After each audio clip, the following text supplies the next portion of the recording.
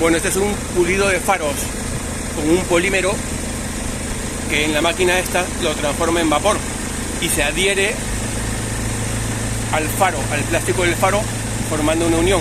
Previamente lo ha lijado para quitar los restos del plástico que se haya deteriorado y luego le da esto que parece magia y va dejando el faro, ¿veis? Dura muchísimo más que los barnices y veis cómo se va quedando el faro.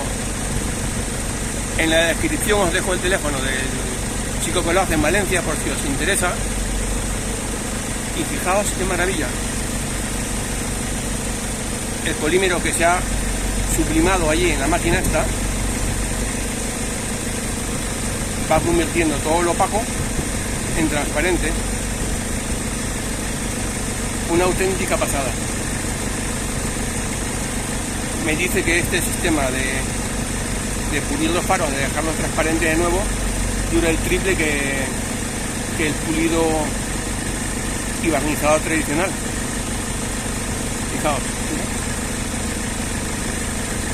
una pasada.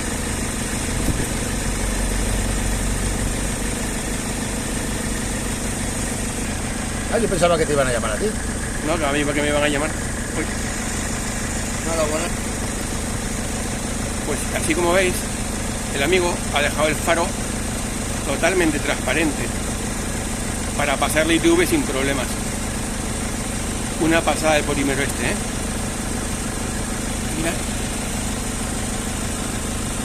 Ya veis el antes y el después.